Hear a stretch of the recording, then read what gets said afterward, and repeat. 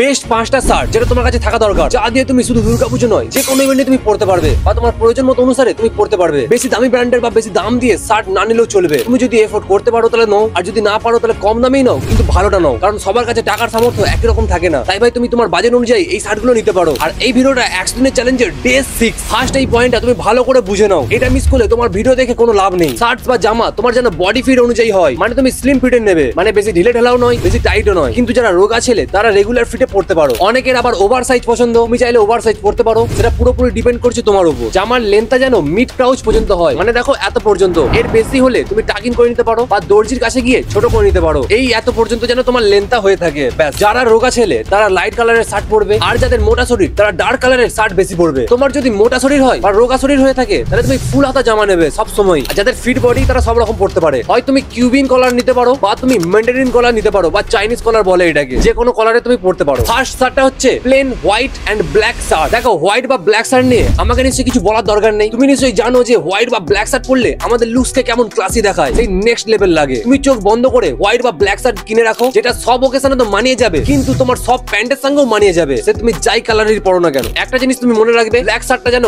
পুরোপুরি কালো হয়, বেশি যেন চকচকে না হয়, আর যেন কোনো পকেট না থাকে, প্লেন বলেছি প্লেন। আর হোয়াইট শার্টটা যখন তুমি নেবে সেটা একটু মোটা কাপড়ের নেবে। যদি পাতলা কাপড়ের নাও তাহলে তোমার বডি ভেতর থেকে পুরো দেখা যাবে, তাই একটু মোটা কাপড়ের নিও। আর তুমি চাইলে বটম ডাউন কলার নিতে পারো, দেখো এইরকম। আর হ্যাঁ, জামা যখন তুমি পরবে উপরে দুটো বোতাম তুমি অবশ্যই খুলে রাখবে, আর হাতাটাকে তুমি অবশ্যই গুটিয়ে পরবে। সেকেন্ড শার্ট হচ্ছে চেক শার্ট। তোমার লুকসকে ইমপ্রুভ করাতে খুবই সাহায্য করে থাকে এই চেক শার্ট, বলতে পারো তোমার লুকসকে পুরো হাই লেভেলে নিয়ে যায়। এবার অনেকেই কনফিউজ থাকে যে মোটা চেক নেবো না বেশি বড় চেক নেবো না ছোট চেক নেবো। তো ভাই বেশি ছোট ছোট বা একদম ছোট ছোট চেক শার্ট নেওয়ার দরকার নেই। তুমি দেখবে যেন মিডিয়াম সাইজের হয় বা তার থেকে একটু ছোট হয়, আর চেকের কালার গুলো যেন 3 রকম থাকে, মানে চেক লাইন গুলো যেন 3 রকমের হয়, তবেই দেখতে তোমাকে ভালো লাগবে। তুমি black and white, maroon, blue বা নিউট্রাল কালারের তুমি চেক শার্ট নিও। চেক শার্টকে ফ্ল্যানেল শার্টও বলে। এটাকে তুমি লেয়ারিং করে পড়তে পারো। এর ভেতরে থাকবে একটা হোয়াইট কালারের এবং একটা ব্ল্যাক কালারের প্লেন টি শার্ট। 3 নম্বর শার্ট হচ্ছে সলিড ডার্ক শার্ট। তুমি navy blue, black, olive green, maroon বা ব্রাউন এই রকম কালারের বা তুমি নিউট্রাল ডার্ক কালারের শার্ট নিতে পারো। তোমার যাই স্কিন টোন সবেতেই নিউট্রাল কালার খুব ভালো মতো মানিয়ে যাবে, আর যে কোনো বটমার মানে প্যান্টের সঙ্গে খুব ভালো মতোই মানিয়ে যাবে। যে কোনো ইভেন্ট, পার্টি, ডেটস বা তুমি যদি কোথাও বেরো সবেতেই বা সব জায়গাতেই এটা মানিয়ে যায়। তাই তোমার কাছে অবশ্যই সলিড ডার্ক কালারের একটা শার্ট থাকা অবশ্যই দরকার। Number 4 texture shirt. দেখো ভাই, তোমার লুকসকে খুবই স্টাইলিশ করে দেয় এই টেক্সচার শার্ট। দেখো বেসিক্যালি টেক্সচার শার্ট এক কালারেরই হয়, কিন্তু ওটার উপর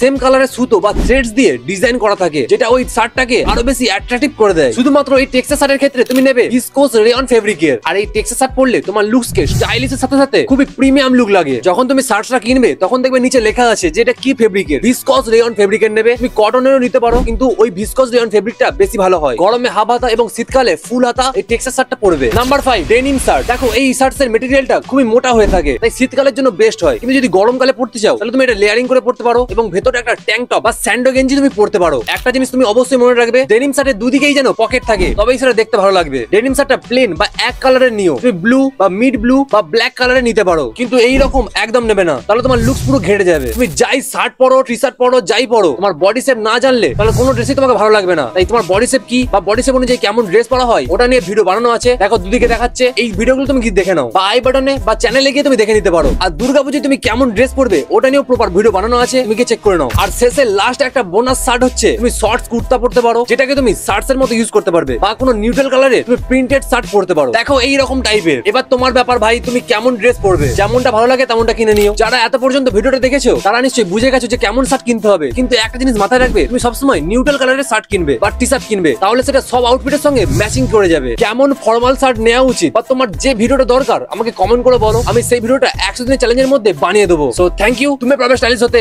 জয় হিন্দ, বাই।